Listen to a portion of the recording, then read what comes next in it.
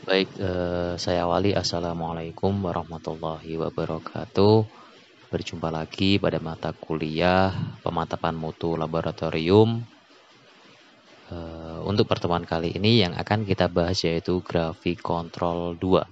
Ya, hampir sama dengan grafik kontrol 1, cuma grafik kontrol 1 itu bagaimana cara kita membuat grafik kontrol. Kalau untuk grafik kontrol yang kedua ini yang akan kita bahas yaitu bagaimana kita menganalisis grafik tersebut dengan aturan Weisgard-Murty Rule seperti itu. Baik, untuk aturan Weisgard Murty Rule ini ada beberapa macam aturan. Sebelum kita masuk ke dalam materinya, saya beri gambaran terlebih dahulu. Jadi pada awalnya bahan kontrol yang sudah kita periksa selama baik itu uji pendahuluan atau mungkin kontrol harian mulai dari hari pertama sampai ke hari 30 atau mungkin hari ke-24 dan lain sebagainya. Intinya kontrol dari mulai tanggal 1 sampai ke akhir bulan ya. Nah, bahan kontrol ini itu ada yang namanya bahan kontrol normal atau biasanya kita sebut sebagai presinom, dan ada bahan kontrol yang patologis, baik itu patologisnya itu kisaran atas atau maupun kisaran rendah ya, biasanya kita sebut sebagai presipat ya. Nah, jadi bahan kontrol sebenarnya itu ada dua, ada yang normal dan ada yang abnormal, baik itu abnormalnya tinggi atau abnormalnya rendah. Nah, jadi untuk analisis Weisgard ini nanti bisa kita analisis satu persatu. Boleh kita analisis dari satu grafik saja, misalkan dari grafik presinom saja atau dari grafik presipat saja. Atau bisa juga kita menganalisisnya langsung dari kedua grafik, baik itu grafik presinom dan grafik dari presifat seperti itu.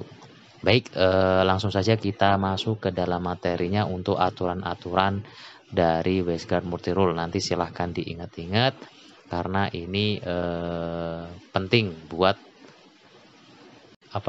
pematapan mutu laboratorium.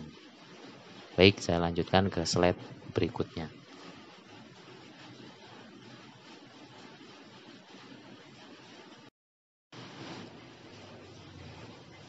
Baik, untuk aturan Weisgard-Murty Rule yang pertama yaitu dia berbunyi 1-2-S ya. 1-2-S ini merupakan peringatan ya. Jadi yang harus dilakukan adalah melihat performa hasil kontrol lainnya ya, baik itu hasil kontrol sebelumnya atau nanti hasil kontrol yang akan datang yang akan kita prediksi seperti itu ya. Seperti yang ada dilihat di contoh, namanya 1-2-S itu berarti ada satu nilai dari bahan kontrol keluar dari 2SD. Kalau di dalam gambar itu bisa kita lihat dia keluarnya ke arah atas ya, ke arah atas dari 2SD ya. Seperti itu.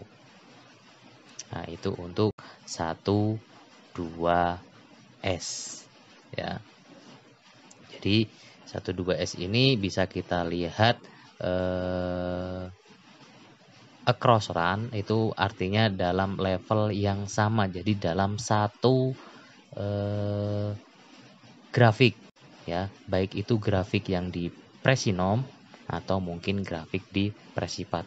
Beda sama kalau within run. Kalau within run itu berarti kedua grafik yang kita lihat ya. Berarti baik dari grafik presinom maupun dari grafik presipat seperti itu. Itu yang membedakan antara across run dan within run. Kalau across run itu berarti dilihatnya dalam level yang sama, artinya dalam satu grafik saja. Kalau within run berarti itu dari kedua grafik yaitu presinom maupun presipat seperti itu. Baik, saya lanjutkan ke aturan berikutnya.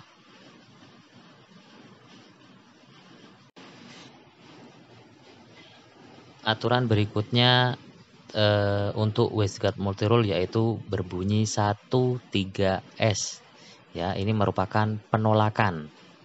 Karena apa? Karena ada satu hasil kontrol keluar dari batas 3 SD ya.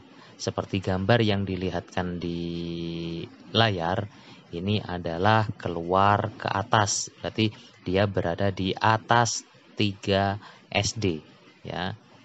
Jadi kalau kita lihat X adalah rata-rata, 2 garis ke atasnya adalah 1 SD, garis tebal yang keempat adalah 2 SD, nah, garis yang keenam atasnya adalah 3 SD.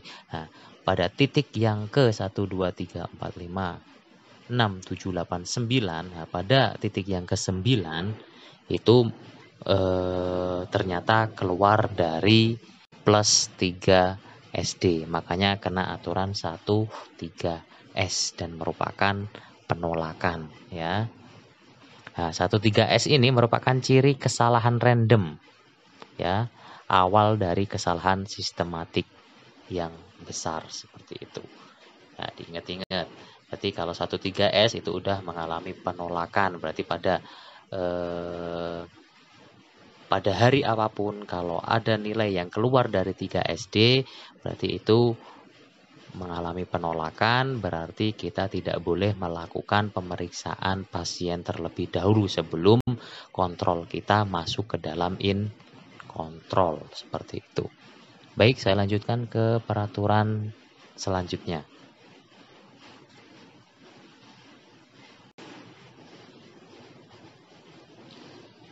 Peraturan wasteguard multirule yang selanjutnya adalah 22S. Nah, ini 22S ini bisa kita lihat dari satu grafik saja dan bisa kita lihat juga langsung ke dalam 2 grafik sekaligus seperti itu ya.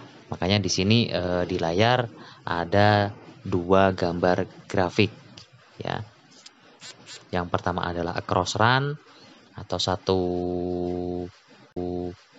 grafik kontrol. Kalau yang within run itu berarti keduanya ya. Maksudnya keduanya, yang ini yang biru adalah presinom, yang merah adalah presipat. Kita berandai-andai atau kita bagikan seperti itu ya. Jadi 22S ini merupakan ya. Ini menggambarkan kesalahan sistematik ya. Ya, artinya kalau kita lihat untuk yang across run atau pada level yang sama, atau kita lihat berdasarkan satu grafik saja. Ini across run adalah warna biru, itu grafiknya adalah grafik normal misalkan. Ya, pada hari pertama, kedua, ketiga, keempat, kelima, keenam, ketujuh, ke-8 dan ke-9 ya. Pada hari ke-8 dan hari ke-9 ya. Ini secara berurutan berarti ada 2 hasil kontrol terakhir dari level kontrol yang sama keluar dari 2 SD, yaitu berada di atas 2 SD ya. Nah, makanya itu kena 2S. Beda lagi kalau kita lihat dengan yang within run. Within run ini artinya kita lihat dari grafik kontrol presinom dan presipat. Presinomnya yang biru dan presipatnya yang merah. Nah, ini bunyinya 2 hasil dari level kontrol yang berbeda. Nah, maksudnya level kontrol berbeda ini adalah presinom dan presipat. Keluar di sisi yang sama, baik itu plus 2 SD atau minus 2 SD. Tapi yang dicontohkan di sini pada grafik within run ini keluar dari minus 2 SD ya. Kita lihat pada hari keberapa? 1, 2, 3, 4, 5, 6, 7, 8, 9, 10, 11. Nah, pada titik ke-11 atau hari ke-11, presinom dan presipatnya itu keduanya jatuh pada sisi yang sama, keluar dari 2 SD atau minus 2 SD. Makanya kena 2S. Nah, ini mengalami penolakan. Biasanya menggambarkan kesalahan sistematik. Nah, itu seperti itu untuk aturan WSGAT yang 2S. Baik, saya lanjutkan untuk aturan yang selanjutnya.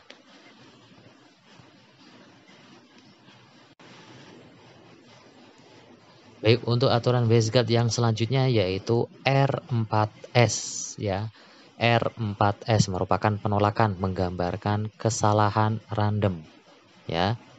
Nah, ini sama kayak yang 22S tadi, bisa dilihat dari satu grafik saja dan bisa dilihat dari kedua grafik, baik itu presinom maupun presipat. Ya, kita lihat dari yang grafik yang across run ya, pada level yang sama atau satu grafik saja yang across run. Nah, dia kena R4S. Kenapa sih kena R4S? Ya, kita hitung pada hari 1, 2, 3, 4, 5, 6, 7, 8, dan ke-9.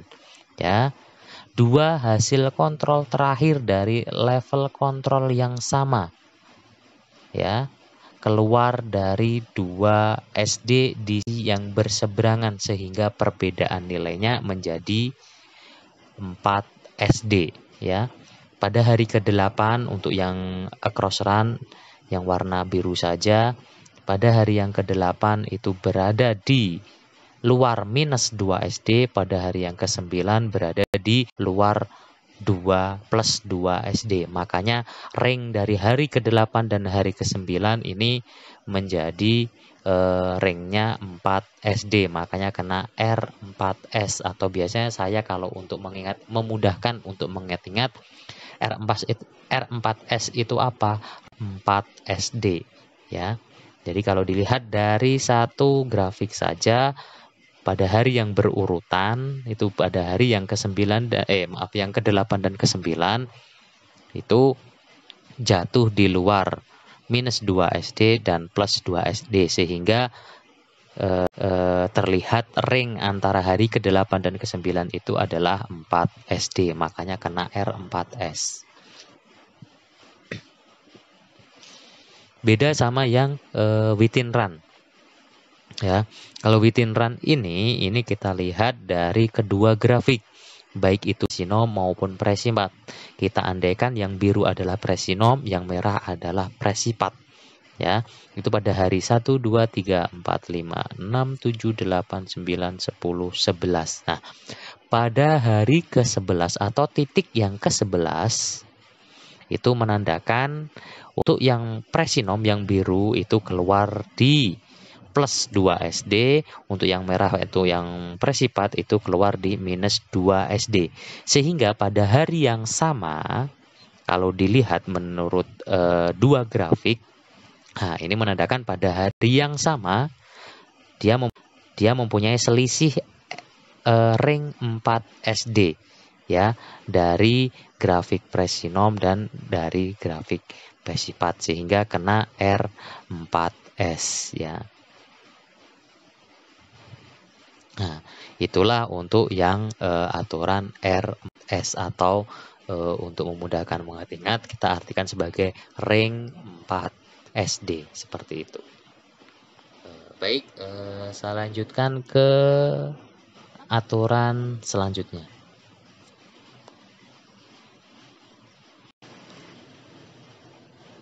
Untuk aturan WSGAT selanjutnya yaitu 41S. Ini merupakan penolakan ya, menggambarkan kesalahan sistematis.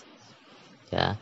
Nah, 41S ini sama kayak yang sebelumnya, bisa dilihat dari satu grafik saja atau dari dua grafik secara bersama-sama.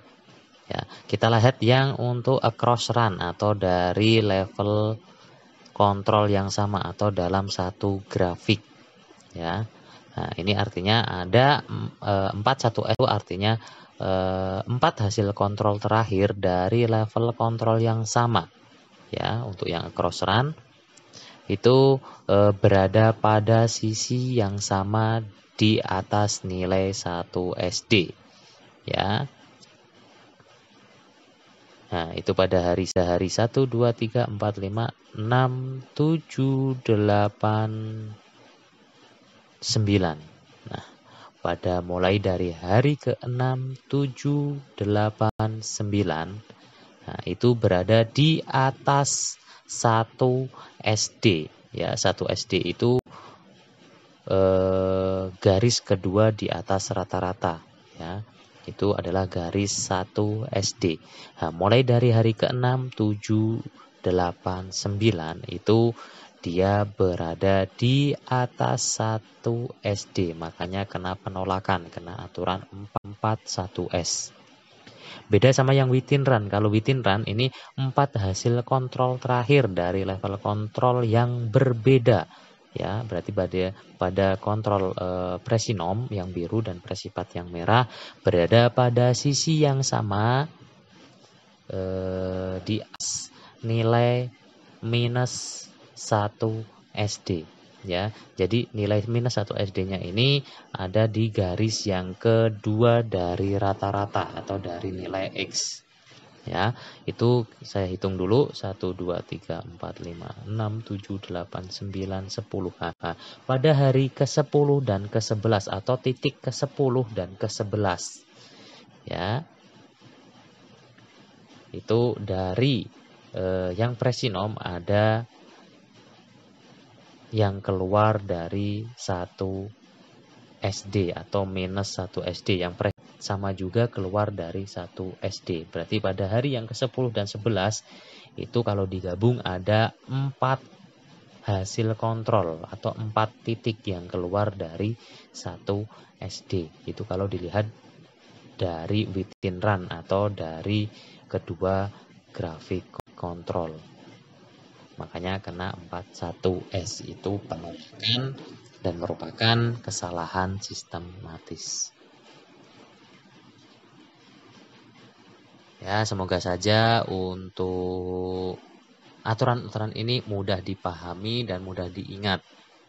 Ya, karena nanti pada saat ujian, insya Allah ini akan keluar seperti itu.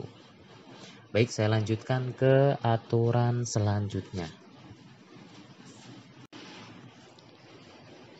Baik, ini masih aturan yang sama yaitu 41S. Tetapi untuk aturan yang ini itu merupakan in control atau peringatan. Sehingga kita harus mengidentifikasi pemeliharaan kinerja alat atau kita harus melakukan kalibrasi dari instrumen kita. Ya. Bedanya apa sih 41S yang ini sama 41S yang tadi? Kalau 41S yang ini ya, kita lihat yang across run yang biru pada hari 6, 7, 8, 9. Nah, pada hari ke-6, ke-7 itu masih ada kenaikan, hari ke-8 dia mulai turun, hari ke-9 dia udah mulai turun mendekati nilai rata-rata atau nilai X. Ya. Nah, kalau data seperti itu masih in control, tapi kita udah diwanti-wanti, udah mendapatkan peringatan. Ya. Walaupun ini keluar dari 1 SD, tapi itu merupakan peringatan. Karena apa? Pada hari ke-8 dan ke-9 dia udah mulai mau kembali lagi mendekati nilai rata-rata, sehingga itu menandakan bahwa kita harus mengidentifikasi atau mengkalibrasi alat yang kita gunakan seperti itu. Nah, sama juga yang kita lihat untuk within run. Nah, within run ya. Within ini baik itu pada hari ke-10 atau yang ke-11 ya. Kalau untuk yang presipatnya ini adalah dia selalu naik atau menjauhi nilai rata-rata, tapi presinomnya atau yang biru ini, yang presinom itu pada hari yang terakhir atau hari yang dia kembali lagi mendekati nilai X. Makanya di sini kita harus bisa menganalisis grafik. Oh, ini grafiknya udah mulai mau normal lagi nih, udah mau mendekati nilai rata-rata lagi nih. Nah, ini berarti udah mengalami peringatan. Ya, maksudnya peringatan kita harus apakah alatnya error atau harus dikalibrasi ataukah kinerja dari alatnya dipengaruhi oleh tegangan listrik yang tidak stabil oleh seperti itu ya. Nah, itu untuk yang 41S ini adalah mengalami peringatan bukan penolakan. Karena apa? Dilihat dari grafiknya itu ada tanda-tanda untuk mendekati ke nilai rata-rata atau mendekati ke in control seperti itu. Ya, baik, saya lanjutkan untuk slide selanjutnya atau untuk aturan wasteguard selanjutnya.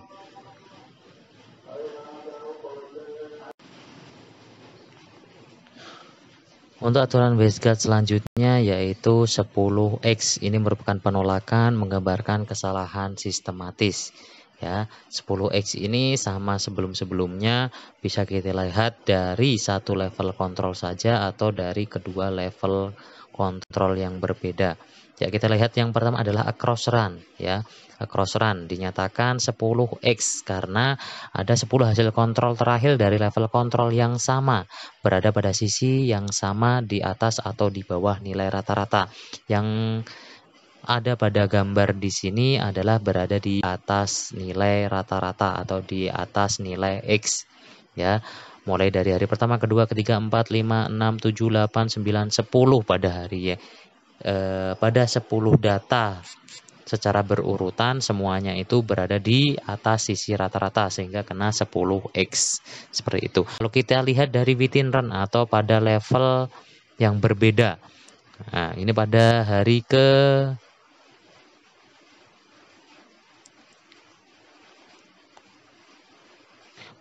ke-7 atau titik ke-7, baik itu yang merah atau yang biru, 7, 8, 9, 10, 11 ya. Jadi ada 5 dari yang biru dan 5 dari yang merah itu keluar di salah satu sisi yang sama. Ini berada di bawah nilai X atau di bawah nilai rata-rata sehingga kena, kalau ditotalkan ada 10 data juga, makanya kena 10X seperti itu. Itu aturan wasteguard yang 10X yang merupakan penolakan menggambarkan kesalahan sistematis. Baik, saya lanjutkan ke aturan selanjutnya.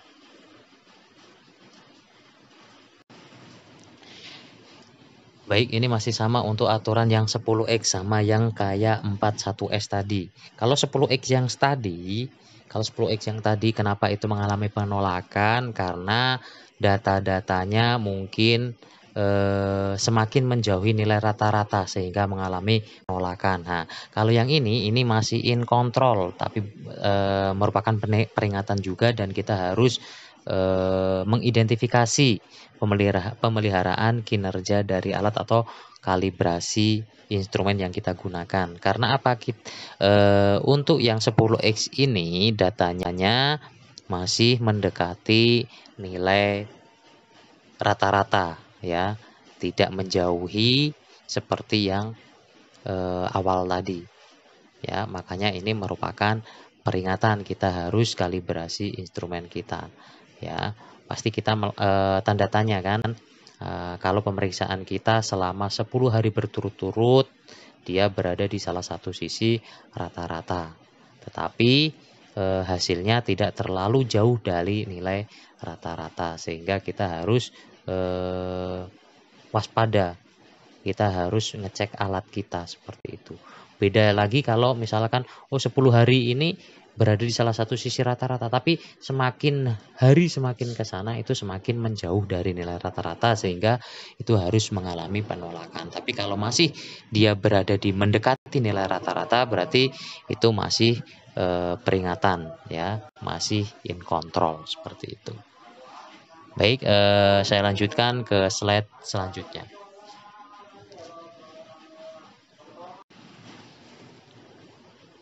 Nah, untuk yang slide ini adalah aturan wasteguard yang lain ya. Untuk pemeriksaan yang menggunakan 3 level kontrol.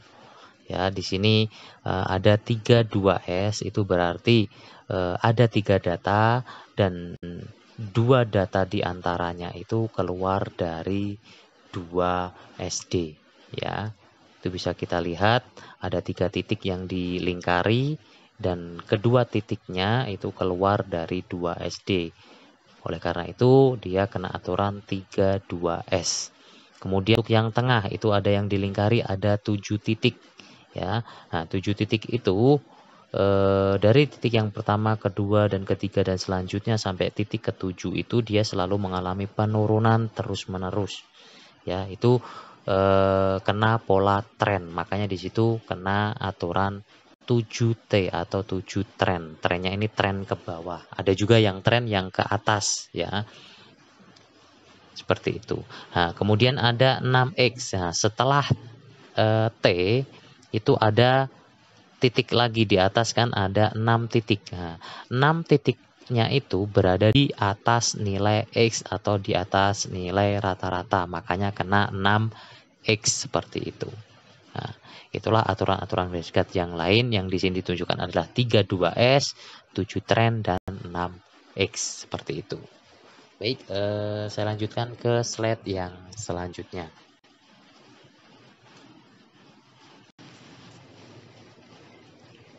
Baik, ini sama kayak yang tadi yang slide sebelumnya itu 32S. Cuma di sini lebih diperjelas lagi 2 off 32 SD. Yang artinya ada 2 dari 3 data keluar 2 SD. Nah, itu bisa kita lihat yang dilingkari 3 data terakhir. 2 diantaranya keluar dari minus 2 SD, makanya kena aturan 2 off 32S seperti itu. Ya, jadi ada 2 dari 3 data yang berurutan keluar dari 2 SD, makanya kena 2 off 32S. Ini merupakan penolakan menggambarkan kesalahan sistematik seperti itu. Baik, saya lanjutkan ke slide selanjutnya.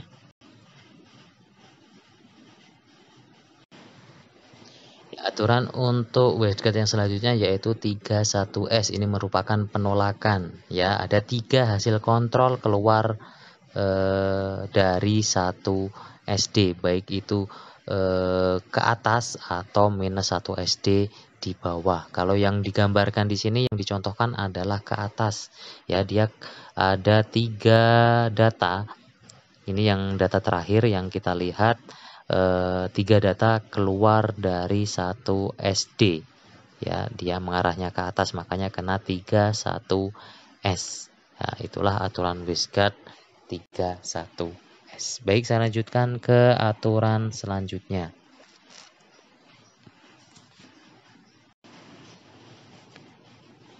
Untuk aturan Westgard selanjutnya yaitu 6X. Nah, 6X ini sama kayak 10X. Ya, ini merupakan penolakan menggambarkan kesalahan sistematis di mana ada 6 hasil kontrol berada pada sisi yang sama, baik itu di bawah maupun di atas rata-rata. Kalau yang dicontohkan di gambar ini adalah berada di bawah nilai rata-rata ya. Itu yang dilingkari ada 6 titik atau 6 hasil kontrol ya. Itu berada di bawah nilai rata-rata sehingga kena 6X ya. Ini sama kayak yang 10X tadi seperti itu.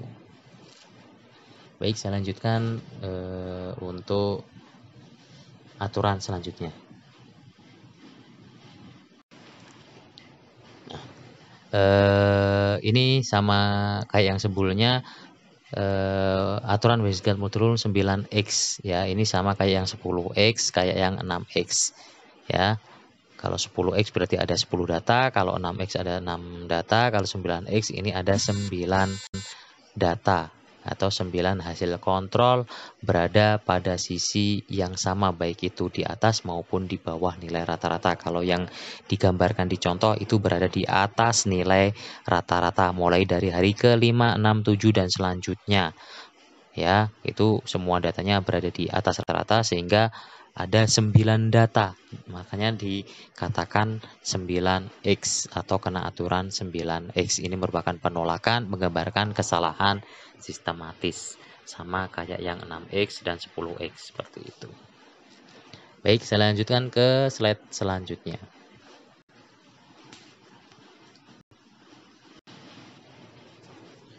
Baik, di slide ini terlihat bagan ya. Ini saya jelasin untuk dari bagan ini. Jadi PMI itu pemantauan mutu internal. Jadi pemantauan mutu internal yang ada di lab kita itu biasanya kita menggunakan itu tadi bahan kontrol, baik itu bahan kontrol mau dari pabrikan atau bahan kontrol yang kita buat sendiri. Bahan kontrol ini nanti digunakan untuk kontrol harian. Nah, setelah kita dapatkan kontrol harian dari bahan kontrol yang kita gunakan ini tadi, kemudian kita analisis menggunakan WasteGuard ya. Ya, apabila bahan kontrol atau kontrol harian kita masuk, itu berarti diterima, berarti kita bisa melanjutkan running sampel ya, bisa kita melanjutkan ke pengujian sampel ya. Apabila tidak diterima, nah berarti ini kita harus mengulang ya, ulang kontrol baru ya. Nah, pada ulang kontrol baru ini apabila bisa diterima, itu berarti kita boleh running ke sampel ya, boleh kita mengerjakan sampel yang ada di lab kita.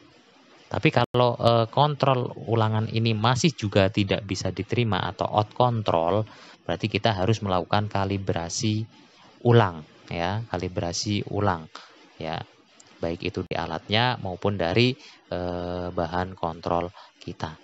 Nah, kemudian kita kerjakan lagi untuk pemeriksaan bahan kontrolnya. Apabila bisa diterima atau masuk in control, itu bisa kita lanjutkan ke running sampel untuk melanjutkan pemeriksaan sampel kita. Tapi apabila masih out control dan tidak bisa diterima, itu berarti kita harus ganti reagen ya, ganti reagen ya.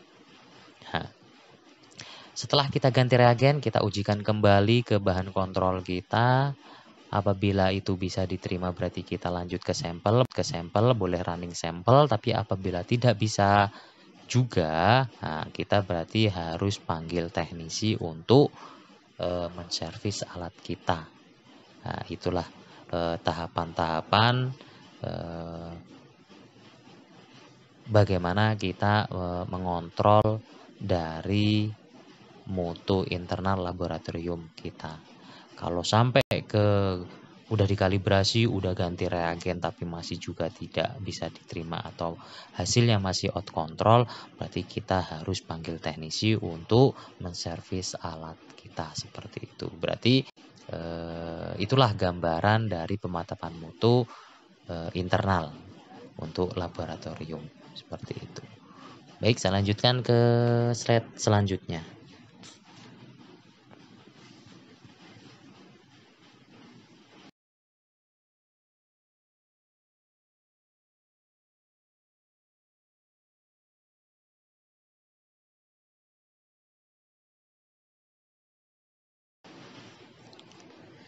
Baik, ini ada gambar grafik. Ada gambar grafik mengenai total error. Ya, saya jelaskan di sini adanya true value atau nilai target. Itu kalau kita menggunakan bahan kontrol yang dari pabrikan yang mempunyai nilai rujukan. Nah, nilai rujukan itulah yang kita gunakan sebagai true value atau nilai target. Tapi pada kenyataannya, pada saat kita melakukan pengukuran, nilai yang dihasilkan itu berbeda dengan nilai target. Ya. Nah, kita ukur berulang-ulang sehingga kita menghasilkan namanya nilai pengukuran, ya, atau nilai pengukuran atau min atau rata-rata dari hasil pengukuran kita. Ya, seperti itu. Nah, jadi itu digambarkan ada panah kuning di bawah dan ada panah bias ya. Nah, itulah rentang antara true value atau nilai rujukan sama hasil pengukuran kita, itulah yang dinamakan adalah bias, ya. Itulah yang dinamakan bias atau bisa juga kita katakan sebagai total error. Tetapi untuk pematapan mutu internal ini, nilai yang kita hasilkan adalah nilai pengukuran atau nilai rata-rata, ya. Nah, dari nilai rata-rata ini nanti ada yang namanya 1 SD, 2 SD dan 3 SD. Nah, di situ ada garis warna biru yang menandakan adalah 2 SD dan garis warna hitam yang menandakan 3, ya. Kemudian ada warna panah hijau, dia menandakan 5%, ya, 5%, ya. Nah, jadi di situ bisa kita gambarkan adanya gunung, ya, gunung atau area kerja kita, ya. Jadi ternyata area kerja kita ini, nilai pengukuran kita ini masih belum berada di nilai rujukan atau true value, tetapi nilai pengukuran kita ini berada di rata-rata dari pengukuran, ya. Nah, batasnya apa? Batasnya itu tadi ada yang 2 SD, ada yang 3 SD. Kalau dia masih berada di dalam 2 SD, berarti dia masih dalam nilai pengukuran kita. Berarti masih in control. Beda lagi kalau nilainya udah keluar dari 2 SD atau mungkin keluar dari 3 SD. Bisa sampai ke yang 5% itu. Itu menandakan berarti semakin jauh nilai yang dihasilkan itu dari nilai pengukuran, semakin jauh juga nilai yang dihasilkan itu jauh dari true value, seperti itu. Nah, itu gambaran dari grafik seperti ini, ya. Baik, saya lanjutkan.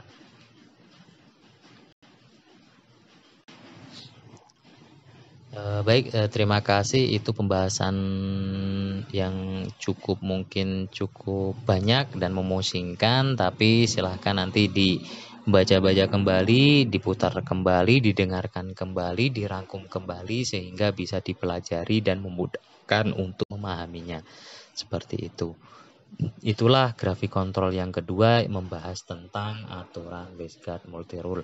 Jadi ada banyak aturan yang harus diingat-ingat, mulai dari 1-2 SD, kemudian 2-2 SD, kemudian 1-3 SD, kemudian R4 SD, kemudian 4-1S, 10X, 6X, 9X, kemudian 2 off 3-2 SD, kemudian trend, kemudian nanti ada pola siklus dan lain-lain. Nah, itu harus diingat-ingat, ya, untuk memudahkan kita menganalisis grafik dari bahan kontrol atau kontrol harian di laboratorium, seperti itu.